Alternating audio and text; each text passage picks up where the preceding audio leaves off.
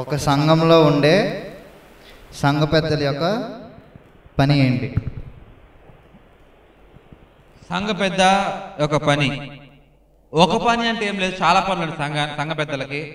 వారి సంఘాన్ని చూసుకోవాలా, వాళ్ళు రెస్పెక్టబుల్గా ఉండాలా, మళ్ళీ వాళ్ళు కూడా చక్కగా ఏకపత్రివతులై తాగకుండా, మద్యపానం సేవించకుండా, పాపం లేకుండా, నిందరహితమైన జీవితము, యథార్థమైన జీవితం వారు జీవించాలి. ఎందుకంటే సంఘానికి వారు పెద్దగా ఉన్నారు కాబట్టి వారు కూడా మంచిగా ఉండాలి. దీంతో మీరు క్వశ్చన్ యాడ్ చేయబోతున్నారా? చెప్పండి. వాళ్ళని ఎన్నుకునేటప్పుడు ఎటువంటి జాగ్రత్తలు తీసుకోవాలి? వారిని ఎన్నుకునేటప్పుడు ఎటువంటి జాగ్రత్తలు తీసుకోవాలి? అసలు నాకు తెలిసైతే సంఘ పెద్దల్ని ఎన్నుకోవటం అనేది న్యాయమే. కానీ సంఘ పెద్దలు వారి జీవితం కూడా చూసుకుందాం. సార్ తిమోతి రాసిన పత్రిక చూసుకుందాం. నా సొంత మాటలో కాకుండా వాక్య జీవితం చూసుకుందాం. ఈ రోజున తిమోతి రాసిన మొదటి పత్రిక 5వ అధ్యాయము 17వ వచనం చూసుకుందాం ఒకసారి. దీంట్లో చూసుకున్నట్లయితే,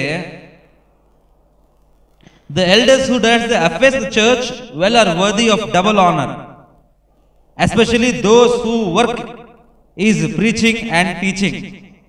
సంఘ పెద్దలు వారు ఏమి చేయాలంటే, మరి ముఖ్యంగా వారు వ్యవహారిక శైలి, వారు చర్చిలో ఉన్న వ్యవహారం చూసుకోవాలి. మరి ముఖ్యంగా వారు వాక్య పరిచర్య చేయాలి. సంఘ పెద్దలు వచ్చి ఓట్లు వేయంగానే మహాడేవలు కాదు, కానీ వారు వాక్య పరిచర్య కూడా చేయాలంట.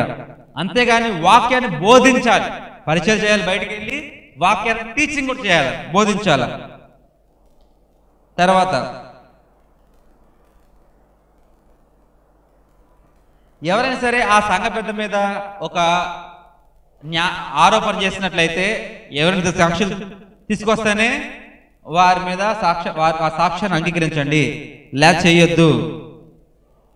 చూసుకున్నట్లయితే ఈ సంఘ పెద్దలు సేవ చేయాలి, ఆ సంఘ పెద్దలు పరిచయం చేయాలి, బోధించాలి, అఫైర్స్ చూసుకోవాలి. అంతే, అది వారి పని. అంతకు మించిన పని వారి సంఘంలో కానీ బయట ఎక్కడా లేదు. Okay brother?